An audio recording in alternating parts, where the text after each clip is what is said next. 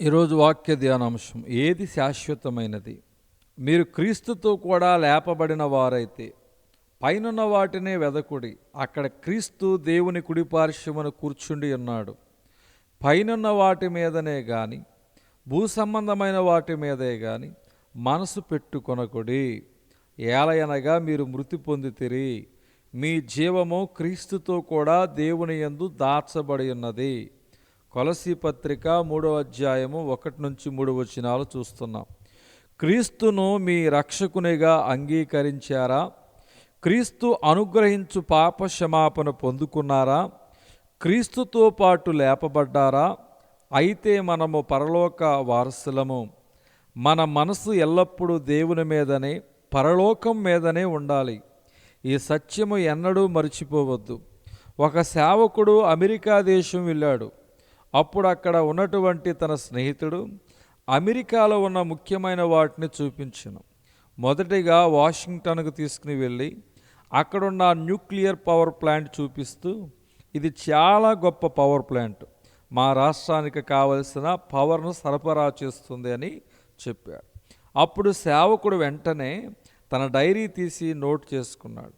ఆ తర్వాత అక్కడ సైనికుల యొక్క గొప్పతనం తెలియజేసే మ్యూజియం ఉంటే అక్కడికి తీసుకువెళ్ళి వారు కలిగి ఉన్న ఆయుధాలు, సైనికుల గొప్పతనాన్ని చూపిస్తూ ఉంటే ఆ సేవకుడు తన డైరీ తీసి ఏదో రాసుకున్నాడు. ఆ తర్వాత ప్రెసిడెంట్ ఉండే వైట్ హౌస్ను చూపిస్తూ, ఇదిగో ప్రపంచంలోనే అతిపెద్ద నాయకుడు పరిపాలించే స్థలం ఇది, చూసావా ఎంత అద్భుతంగా ఉందో అని చెబుతూ ఉంటే ఆ సేవకుడు మరలా తన డైరీ తీసి ఏదో రాసుకున్నాడు. ఆ విధముగా అన్ని ముఖ్యమైన ప్రదేశాలు తిరిగిన తర్వాత ఆ స్నేహితుడు సేవకును చూచి, నేను చూపించినవి ప్రదేశాలు చూసి బహుగా ఆశ్చర్యపడి ఉంటావు, అంతేకాకుండా చక్కగా నోటు రాసుకున్నాం. ఇప్పుడు మా దేశము గురించి నీకేమనిపిస్తుంది అని అడిగాడు. అప్పుడు ఆ సేవకుడు ఆలోచిస్తూ ఉండగా, ఏమిటి ఆలోచిస్తున్నావు? నువ్వన్నీ చక్కగా నోటు రాసావు కదా, ఆ డైరీ తీసి చదువు, అప్పుడు నీకు అర్థమవుతుంది ఈ దేశం యొక్క శక్తి ఏమిటో అని అన్నాడు. అప్పుడు ఆ సేవకుడు డైరీ తీసి తన నోటు రాసినవి చదువుతూ ఉన్నాడు. మొదటిగా పవర్ ప్లాంట్ గురించి చదువుతూ, ఏదో ఒక రోజు ఇది ఫెయిల్ అవుతుందని తాను వ్రాసినది చదవగా స్నేహితుడు, ఇదా నువ్వు రాసింది అని ఆశ్చర్యపోయాడు. అవును, ఎప్పుడైనా ఈ పవర్ ప్లాంట్ ఫెయిల్ అయ్యిందా అని తిరిగి ప్రశ్నించగా, అవును ఫెయిల్ అయిందని స్నేహితుడు సమాధానమిచ్చాడు. సరే, సైన్యం గురించి ఏం రాసావు అని అడిగితే, గొప్ప సైనికులే కానీ వీరు శాశ్వత కాలం ఉండరు, ఏదో ఒకరోజు మరణిస్తారు అని రాసుకున్నాడు. ఓహో, ఓకే, మరి వైట్ హౌస్ మరియు ప్రెసిడెంట్ గురించి ఏం రాసావు అని అడిగితే, ఈ హోదా కూడా శాశ్వతం కాదు, కేవలం 5 సంవత్సరాలు మాత్రమే అని రాశానని చెప్పాడట.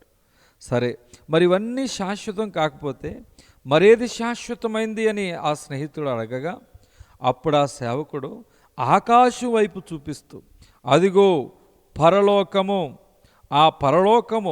ఆ పరలోకములో ఉన్న దేవుడు మాత్రమే శాశ్వతం, కాబట్టి నా మనసు నా ప్రభు అయిన యేసుక్రీస్తు పైనే ఉంచుకున్నాను అని బదులిచ్చాడు.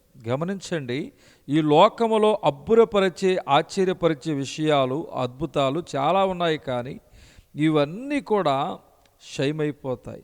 శాశ్వతమైనది ఒకటే, అదే పరలోకం.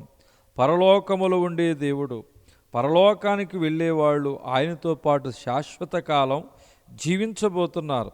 ఈ సత్యాన్ని గ్రహించిన మనము ఈ భూమి మీద బహు జాగ్రత్తగా జీవించవలసిన వారమై ఉన్నాం. దేవుడి దిన వాక్య ధ్యానం దేవుడు దీవించునుగాక. ఆమేన్.